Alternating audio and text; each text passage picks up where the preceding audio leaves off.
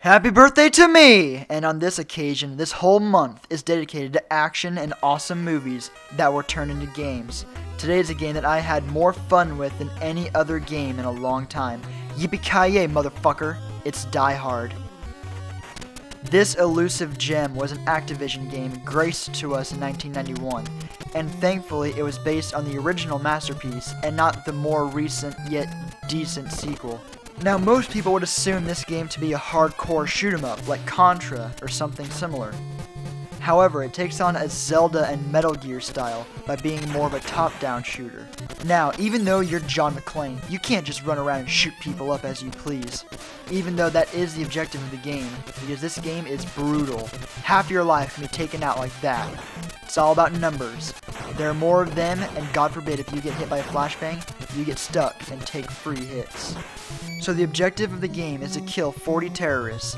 How you do that is entirely up to you, but if you want to relive the one true Die Hard experience, there are a few tasks for you to complete. The main strategy is to lure out and kill as many bad guys as early and quickly as you can. But while you do that, you have to get to the roof before the second lock is broken. Oh yeah, the game is on a set timer. I believe each lock lasts 3 minutes, and there's 7 in total. But on the 35th floor, you get a rocket and blueprints of the 5th/4th floor.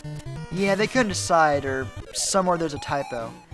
Anyway, if you go down to the bottom floor before Theo locks down the freight elevator, you can blow up the central computer, slowing him down and setting the time of the lock back to its start. So let's just say the overall experience lasts only 25-30 minutes. Back to the strategy. You get to the roof before the second timer, and John calls the police. This is necessary to get the best ending of the game, which is the ending of the film. Then, really, once those two things are accomplished, you just go around killing everyone you see. The 33rd floor is the best place to kill large numbers of terrorists, but it's all glass, like in the movie where Hans and Carl shoot the glass. Oh yeah, on the menu you have a foot meter. Keeping this up is detrimental, as when it goes out, you move like a slug. Another neat feature is the use of real vision. The rooms that you're not in are blacked out and you can't see what's in them, just like in real life. This forces you to explore more and seek out health and items. At some point, you kill one of Hans' henchmen that has the detonator, and if you are able to hold onto it until the 6th lock, Hans sends Carl out to find you.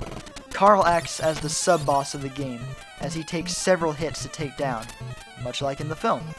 You can fight him anywhere you want, or you can avoid him, but that means you have to deal with him on the 30th floor. Once the game nears the end, Hans will demand helicopter transport, and if they do get the detonators back, you have to go up to the roof to get the hostages out of danger.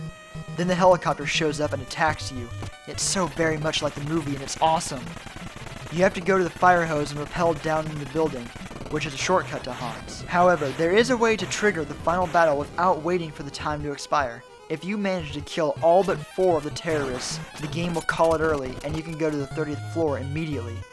Also, I love how they kept the Christmas music shortly before the fight. So here it is. You killed 39 terrorists. You relived the film as best you can. Now, it's time for Hans. The fight with him is actually harder than you would think. He shoots fast and can drain your health quickly, and you only get a few shots, like in the movie. But if you move fast enough, it's happy trails, Hans. And with that, you can get the best ending of the game. Many people criticize this game for various reasons, but I actually enjoy it. It was such a thrilling experience, and I felt like I was John McClane on a mission to kill all the bad guys and save your life. There are a few control issues, like in the heat of battle, instead of spreading your bullets, they just go in a straight line. But that's about it. This game is quite expensive as far as I've seen. This is the most expensive and rarest game I own, complete in box too. I do very much recommend this game, but for the cost, I understand how unappealing that can be. So happy birthday to me, and come back next week for the rest of Action Month.